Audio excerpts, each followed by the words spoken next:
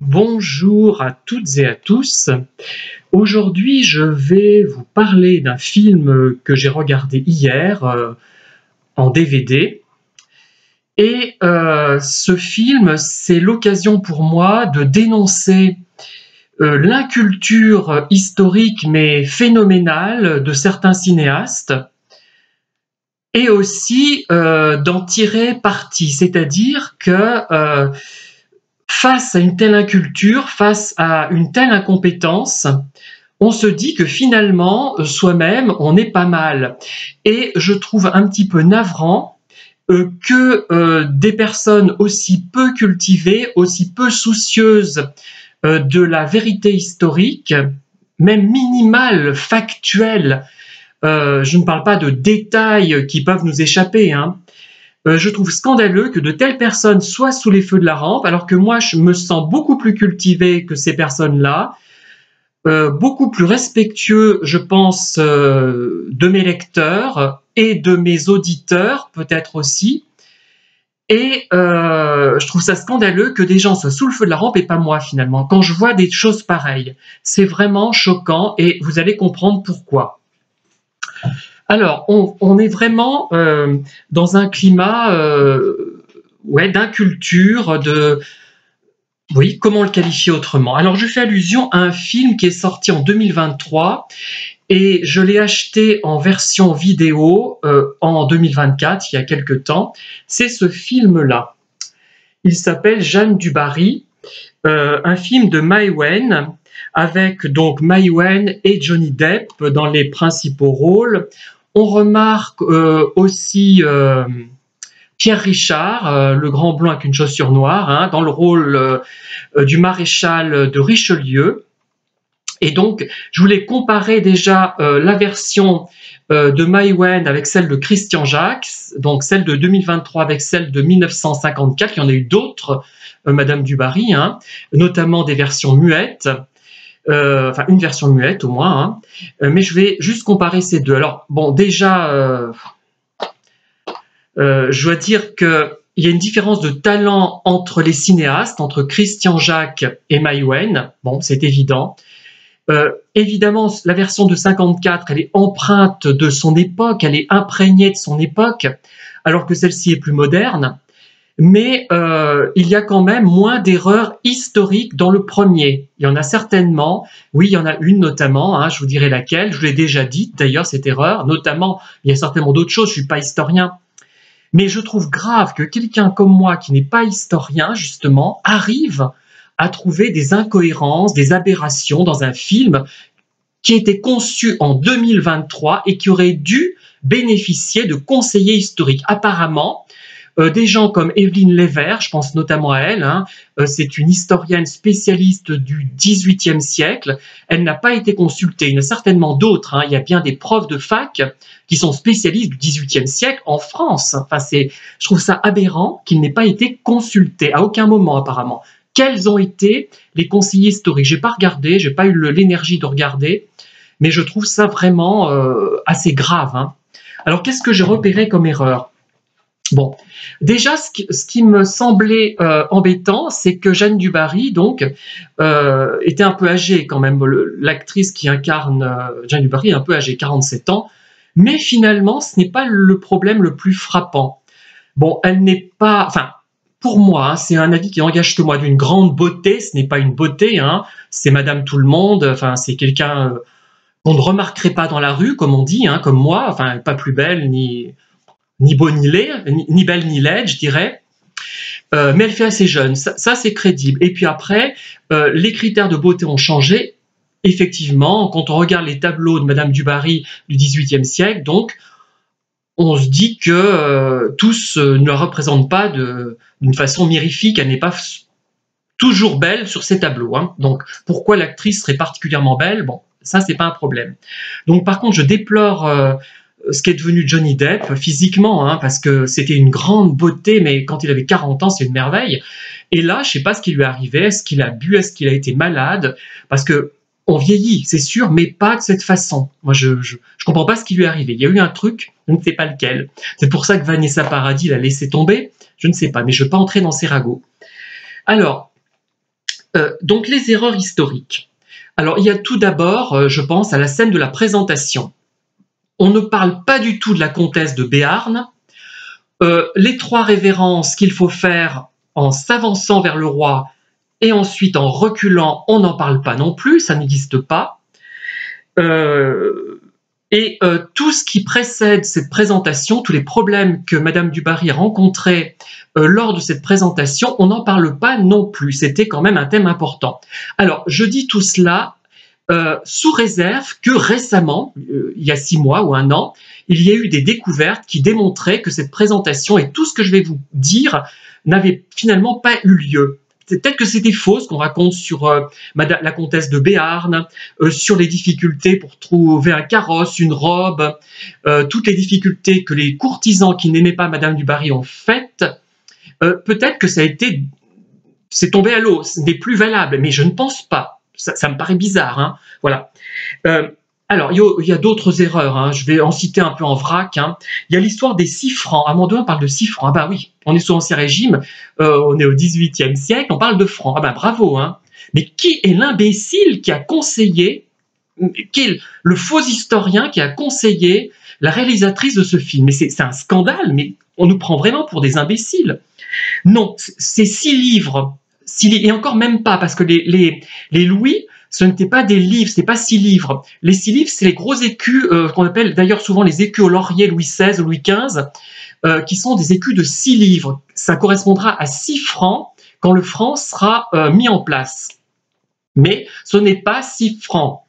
Qui est l'imbécile d'historien qui n'a pas relevé ce problème? Même moi, qui ne suis pas historien pour dessous, qui ai des lacunes énormes en histoire, que je suis un crétin à certains points de vue, à ce niveau-là, un ignorant total, je relève ça. C'est grave.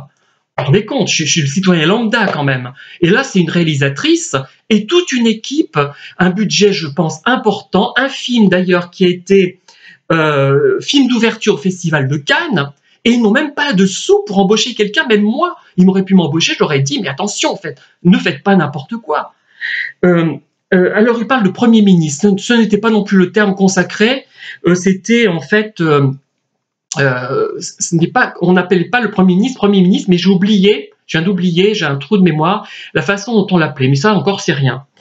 Alors déjà, Madame du Barry, la comtesse du Barry, elle n'était pas mariée à Jean du Barry, qui était déjà marié. Elle a épousé Guillaume du Barry, le frère de Monsieur du Barry. Donc ça, par contre, c'est pas du tout traité, mais nul. Hein. Enfin, ça me rappelle d'ailleurs cette version de Jeanne du Barry, la calamiteuse Marie-Antoinette de Coppola, qui est sortie récemment, qui est pas à ce point peut-être, il y a peut-être moins d'erreurs historiques, mais enfin c'est pas mal non plus. Hein. Donc, elle n'est pas mariée à Jean du Barry, elle est mariée à Guillaume du Barry.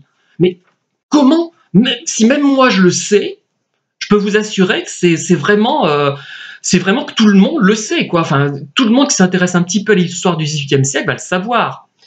Alors, on parle à un moment donné de crinoline. Après, c'est peut-être une mauvaise traduction. La crinoline, elle apparaît vers 1842, mais c'est surtout, après elle disparaît, si j'ai bien compris, elle n'est plus utilisée, et elle réapparaît sous Napoléon III, sous le Second Empire. Ce n'étaient pas des crinolines, mais des robes à panier. Encore une erreur, mais incroyable, incroyable. Mais les gens qui ont fait ce film ont été scolarisés jusqu'en quelle classe? Enfin, on se dit, mais qu'est-ce que... Quand on entend Anémone qui disait qu'elle croyait que le domaine du cinéma était composé de gens très intelligents, très cultivés, et qu'elle s'était rendue compte qu'il n'y avait que des crétins, eh ben, je commence à comprendre ce qu'elle voulait dire. Hein. Voilà. Voilà. Alors, il y a aussi la pièce d'or, hein, mais il y a d'autres choses, hein, je n'ai pas tout relevé, la pièce d'or. On voit qu'elle est fausse. Ils n'ont même pas eu un budget suffisant pour acheter une vraie pièce d'or Louis XV. Ce n'est pas la mer à boire. Hein. N'importe qui peut acheter ça, enfin, en s'intéressant aux pièces. Mais là, ils ont mis une pièce, c'est même pas une pièce en chocolat, c'est les pièces qui sont offertes, qui étaient offertes dans les années 70 dans les paquets de chocolat. C'est-à-dire qu'il y avait une pièce Louis XV et encore, elles étaient plus ressemblantes. C'est une catastrophe. Alors parlons un petit peu quand même du film, parce qu'il n'y a pas que des points négatifs hein, quand même dans ce film. Bon, c'est un film correct malgré tout, malgré ses erreurs monumentales, ces erreurs qui font honte vraiment au conseiller historique et honte à la réalisatrice, qui est une personne à mon avis assez inculte. Alors, bon, le film, donc les rôles. Madame du Barry, bon, c'est pas une beauté, l'actrice principale, mais elle n'est pas laide non plus. Elle fait plutôt jeune, hein, elle est crédible dans le rôle, elle joue pas mal, mais moi je n'ai ressenti aucune émotion. Il n'y a pas d'émotion dans ce film, il n'y a rien. Alors Louis XVI, c'est le fils de la réalisatrice, c'est un joli garçon finalement, lui par contre, plutôt mieux que sa mère. Mais ce n'est pas Louis XVI. Mais est-ce que Madame Maïwenn, elle s'intéresse un peu à l'histoire? Est-ce qu'elle a regardé des peintures qui représentent Louis XVI?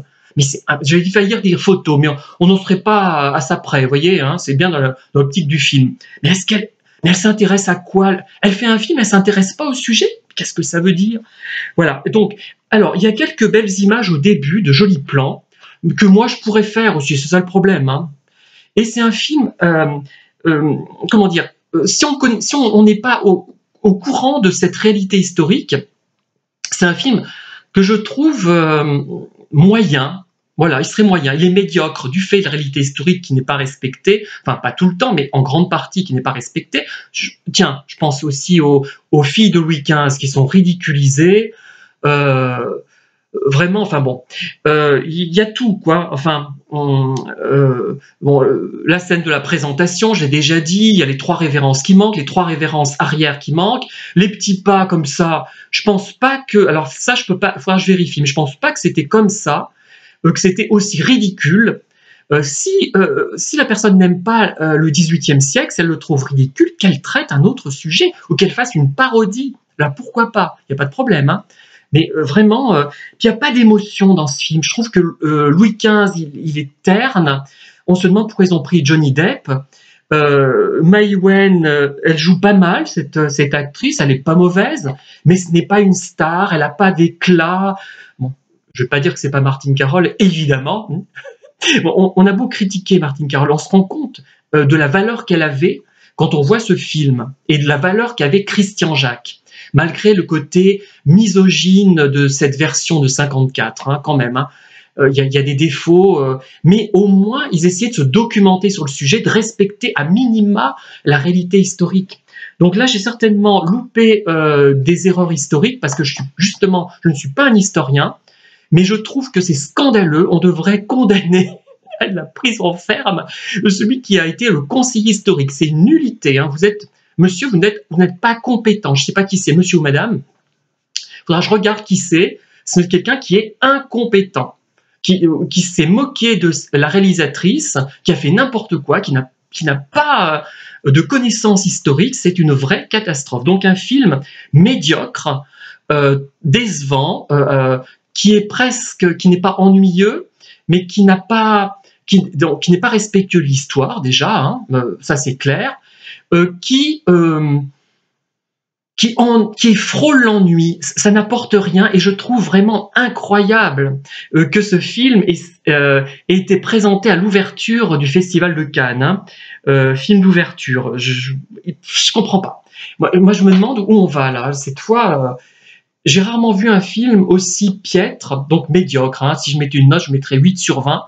Allez, quand même, hein, c'est quand même pas nul, parce qu'il y a quand même l'interprétation de l'actrice principale qui est pas mauvaise, à défaut de ne pas faire rêver, de ne pas vraiment incarner Madame du Barry. Mais c'est trop. Hein. Voilà, la médiocrité du film. Donc je vous déconseille l'achat de ce film, ou alors pour vraiment vous amuser à relever les erreurs historiques, si vous êtes vraiment un vrai historien, contrairement à moi. Voilà, merci en tout cas de m'avoir écouté, à très bientôt.